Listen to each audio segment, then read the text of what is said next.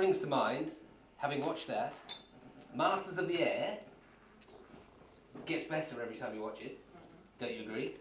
And it has to be watched on the big screen. How much better is it on the big screen? I think it kind of needs a cinema run or something. It's spectacular on the big screen. It's reading the book, reading Frank Murphy's biography that like he grew up in Atlanta doing like as a jazz musician, listening to lots of black musicians, and in the show, Dee, the director, wanted to tell the story. She wanted to show that these guys, her words weren't saints, they were products of their time. And it was a real conflict between us, who are representing these real people who we have relationships with, the families with, and obviously Gary and the production, who also are wanting to, honour these heroes. And Dee, who also wants to tell the story with that lens as well.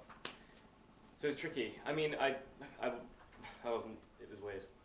It's so tricky because it's like...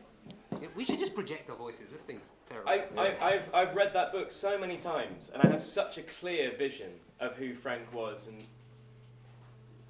it was just a really nuanced and tricky conversation at the time. Right. On set. Shall we address the elephant in the room? What was the line that was ADR'd of yours? And do you want to reenact it now? Oh yeah.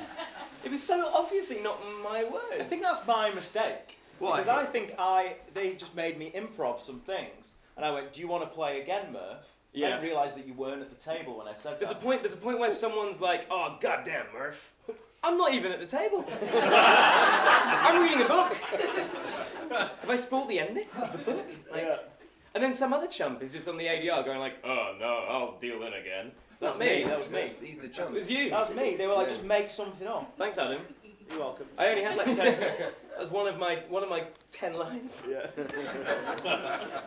Oh, the cat soup. That's a great. You're right. How was it? How How was was the that cat soup? question? It was flipping awful. It was vile. It was. If I It would have been remember, better if it had cat in it. wasn't it cold minestrone soup?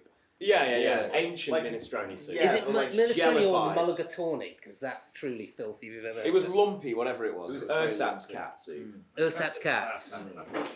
Yeah, it wasn't great. But we got it down. Yeah. The coffee was worse. You really did have a tough time of it, didn't you? Oh, Yeah. Yeah. No, it was obviously.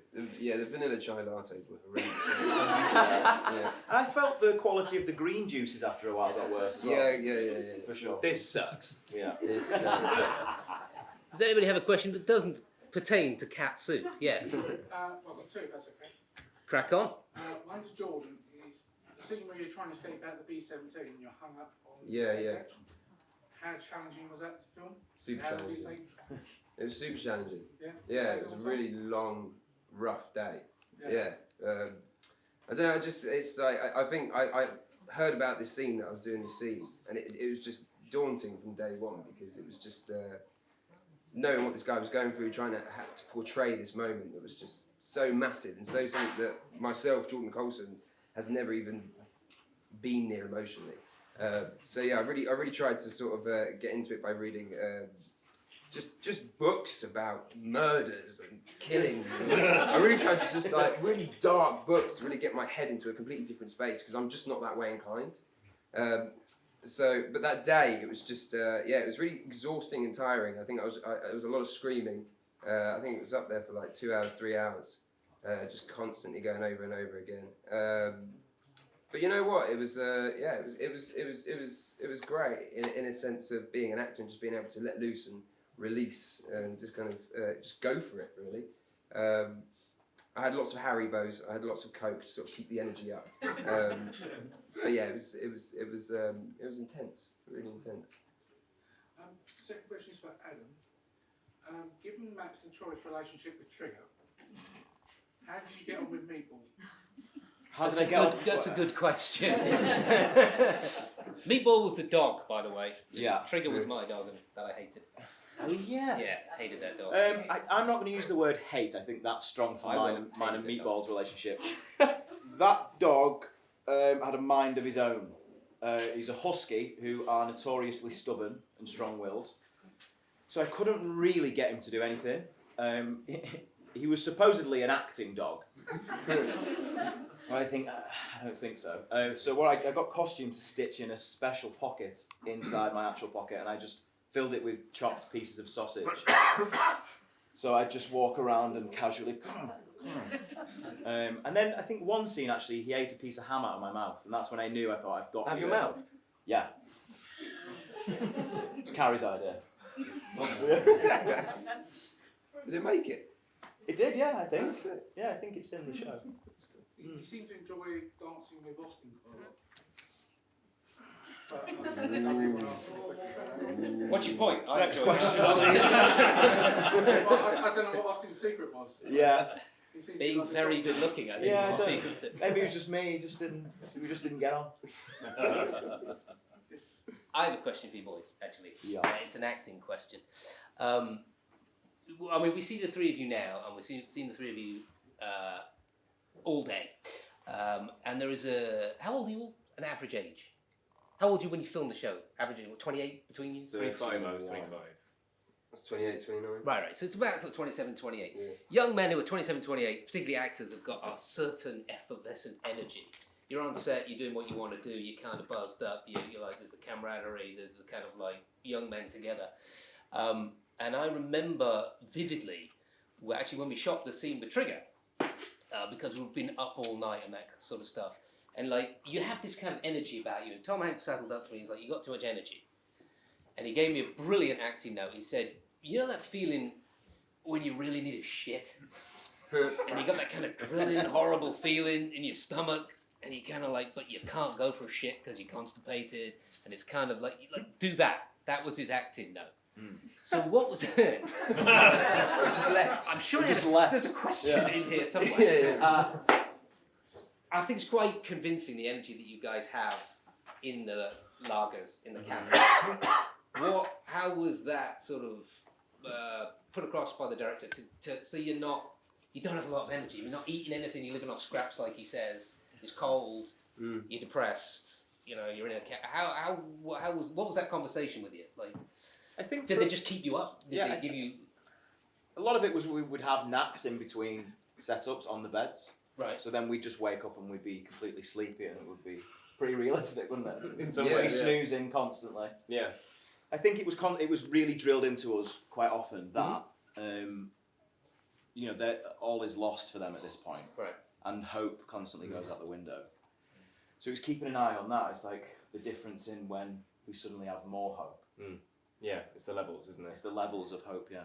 that we It's were like discussing. the psychological sort of evisceration of being captured and the endlessness of it. Obviously, these guys didn't know they're going to be in there for, however long. It was an endless future. So, like, you have to track, as you say, track that hope, track those moments where there is palpable excitement in the room. Yeah. But also remember, to an extent as well, if I may say, like, the set was so good and so Yeah. realistic that Yeah. honestly, you just were there. Like, you didn't have to do. There's no imagining. It's just there. And were in you front of you. encouraged, as we were during like the Bastogne and Foy scenes, by the makeup department to go out and get smashed the night before so you look like crap? Because we were positively Were you encouraged? To do encouraged? that. Yeah, That's yeah, nuts. yeah. They would cheer if you came in looking like. Yeah, really. Knock half an hour off my day. I think the COVID restrictions put call we to were that. so limited to what we could do. Yeah, like, don't go out in groups of 6. Make sure you wear your masks. I feel like towards the end. Didn't though, stop us though. We just The went forced out. march. Towards the forced There was a march. lot of hangovers There on was the some, forced march. some ropey days. Yeah, there was a lot of hangovers. Yeah, There was days where there hair and was. makeup There was that one time. pass you through. Yeah. No, yeah, we started going out a lot more towards the end. I felt it was great. It was good fun. And this was a question about our Yeah. acting process, right? Yeah. Honestly, drinking it habits. helps. Yeah. I mean, it sounds tragic, but it helps if you feel like dog shit. If you're playing somebody who feels like dog shit, it does help. Yeah. And it gives you this kind of like singular, I have to get through today. And that's what they're feeling. So, Yeah. I love It that they does told help. you to do that. yeah. I think that's great. No, we're snowflakes now, I suppose. Yeah, I know we are. So we're just having a private conversation. Yeah. Does anybody have a question? Another? Yes, sir. Hi guys. Hi. Hello. This is all 3 of you actually. I'm one of the volunteers at the museum, and volunteers who are here come out here every weekend. Hardcore volunteers are here every week. And we feel it's a real privilege to be able to do this. So I'm just curious, I haven't seen you guys in the show. Now that you are here, how does that make you feel, being where those events that you portray actually happen? Just your feelings on that. I think we understood the significance of what we were doing from day one. We had lots of conversations about it, and it was, really our intention was to honour their stories and keep their legacy going. And we were very sensitive to that issue. So being here and seeing that the work continues and all the great work that you're doing to keep these people's lives alive, it means a lot to be here today. I came here last year. I think we went to the control tower together, and the sound you play in there of the B-17s taking off, I found absurdly moving. There was something about the research that I'd done and the work that I'd done, and just like, obviously we came here and kind of we recognise it because the set's the same, but then the sort of ghosts of these men that sort of walk around that echo through this airfield it's so close, and something as simple as having the sounds of the planes taking off when you're up there and can see it. I was absolutely I was completely moved. It hit me so much more than I could have ever sort of expected it to. I think, it's Can I throw that question reverse back to you? When did you start volunteering here? This is my third season. Right, okay. My third year, So how is it for you seeing the show? It's just phenomenal. I think, as I said, because there's a heart of volunteers who are here every weekend, and what we do, we feel that it's a privilege to be able to do that. That we can tell the story to groups like this, and then to see the show, and we're seeing the characters that we read about in books, and then to see those guys come to life. And I think the biggest part of it is to actually see the airfield come back to life, as best it could have done when in 43, 44, 45. I think that's what really, for me, that's what makes the show special. Yeah, and everyone in the area, I'm assuming, as well. People who've had roots here, people like me. We met Cliff today, who was a 12-year-old boy. And he was incredible. He had an unbelievable story. It's an unbelievable recall. I'd be interested to see if he could recall other bits of his life as clearly as he could that.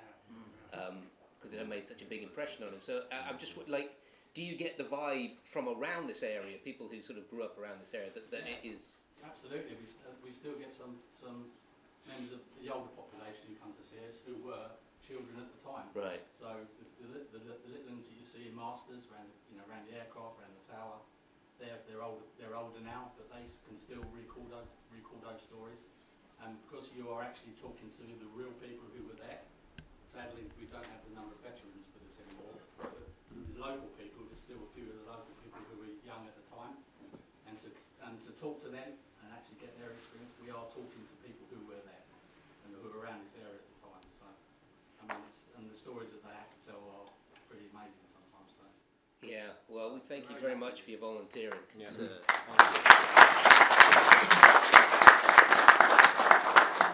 Because these guys would want to get paid. They're not going to volunteer. We should probably... Okay, we should probably do one more question because, yes, Coulson, then I think we might do some Jeep riding with the boys. Oh, yeah. And where's Miss Woods? You need to go in the ball turret, don't you? Oh, no. It's like a reverse of a roller coaster. You have to be under a certain height to get in that ball turret. And I'm very jealous of it. Carsten, yes, sir. My question goes a bit into in a similar direction. How did being part of Masters of the Air change or maybe influence your own perspective on World War II, since you had that experience on set and everything? That's a good question. Entirely. Entirely. Because I think you have a sort of image of what a soldier looks like and how old a soldier is and how a soldier sort of appears. Then suddenly you're reading these books and you're hanging out with all of these fellow actors who are representing these people, and you look around, you're like, fuck, you are all so young. We're all so young, thrown into with such unbelievable responsibility that 18 to 22-year-olds should not have. I found that particularly eye-opening. Yeah, I mean, I have an 18-year-old son. He would have been Yeah, you guys, and I still see him as a baby. He does and says things, and I still see him as a baby. If I thought he would have to do something like that, there's no way I would let him do it. I think for when we did boot camp and seeing Oakley, who played Yeah. Babyface, somebody like that you're socialising with every day, knowing that he's got to portray a character that goes through what he goes through, that was insane. That's just like real sort of heartbreaking. And I think that made it really good. And also just diving into the mindset of what these humans had to go through when they were going up in the air, knowing that every trip was potentially their last trip. I mean, how do you get your head into that? That just blew my mind as well. Yeah, I remember talking to, I think it was Graham, I was talking to John Orloff and Graham Yost about what some of the band guys had done. It was a band conversation, not a master's conversation, and I just like, how was it possible? And his answer was because they were kids, they didn't know any different, or they didn't know any better. Do you know what I mean? It's almost uniquely something only a kid could do. The second you start to know what the world is like, your levels of fear and anxiety and self-preservation only increase during life, which is kind of strange as you've lived life. I think it's something only kids could have done. Yeah, it's an interesting take. Yeah. Just my thought. All right, fellas, we're going to leave here in about half an hour's time. Miss Woods to the ball turret, please.